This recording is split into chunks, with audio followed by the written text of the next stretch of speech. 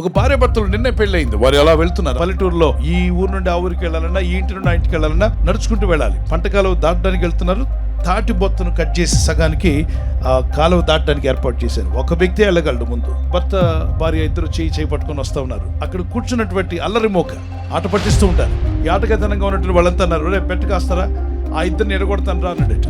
మిగిలిన వాళ్ళందరూ ఓకే నేను 1000 కాస్తున్నా, మొత్తం 3000 ముగ్గురు కలిసి. సరే భర్త అన్నాడు భార్యను ముందు దాటమన్నాడు అని చెప్పింది. లేదు మీరే దాటనండి, నేను దాటుతున్నాను, జాగ్రత్త నువ్వు దాటు అని చెప్పి అన్నాడు. ఈ పక్కన ఈ కాలువ పక్కన కూర్చున్నాడు రెడీగా. అతను దాటి అవతలకి వెళ్ళగానే ఈవిడ దాటపోవడానికి కాలు వేసింది. వెంటనే ఇద్దరు హలో అని చెప్పి అన్నాడు. ఏంటి అని చెప్పి అడిగింది. చెవి దగ్గర నోరు పెట్టి ఒక మాట అన్నాడు, నీతో చెప్పొద్దన్నాడు అని వెళ్ళిపోయాడు. ఈవిడ అవతల దాటింది. మీ తమ్ముడా అని అడిగింది. కాదు నా తమ్ముడు. ఎవరు తను? నీ తమ్ముడా? కాదు. నీ కజినా? కాదు. నీ బంధువా? కాదు. మరి నీ చెవిలో ఏం చెప్పాడా? నీతో చెప్పొద్దు అన్నాడు. అదే ఏం చెప్పొద్దు అన్నాడు? నీతో చెప్పొద్దు అన్నాడు. రోడ్డు అవతల ఆమె, రోడ్డు ఆ చివర, రోడ్డు యువతలు. ఏం చెప్పాడు? నీతో చెప్పొద్దన్నాడు. ఏమన్నాడు? నీతో చెప్పొద్దన్నాడు. ఇలా ఇడిపోయి నడుచుకోవడం ప్రారంభించారు.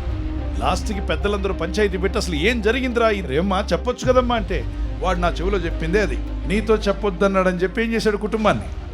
వాడు 3000 కోసం కుటుంబాన్ని నాశనం చేశాడు. కాబట్టి ఎవరు భార్య భర్తల జోలికి వెళ్ళకండి. ఎప్పుడైనా సరే ఏ కుటుంబం అయినా కనబడిందా సంతోషించు, గాడ్ బ్లెస్ అని చెప్పు, అంతేగాని వాళ్ళ మధ్యలో పుల్లలు పెట్టావా సరదాగా ఉంటుంది, నీకు సరదా తీరే రోజు రాబోతుంది. 3వ వ్యక్తికి అవకాశం ఇచ్చినప్పుడు మీ బతుకు మధ్యలో ఎవరెవరో దూరి వెళ్తూ ఉంటారు. రోడ్డు అన్నప్పుడు జంతువులు నడవచ్చు, పశువులు నడవచ్చు, మనుషులు నడవచ్చు, క్రూరులు నడవచ్చు, తాగుబోతులు నడవచ్చు. మీ బ్రతుకులోనికి వేరు వేరు మనుషులందరూ వచ్చిపోతూ ఉంటారు. మీ మనసులు అశాంతితో నింపబడతాయి.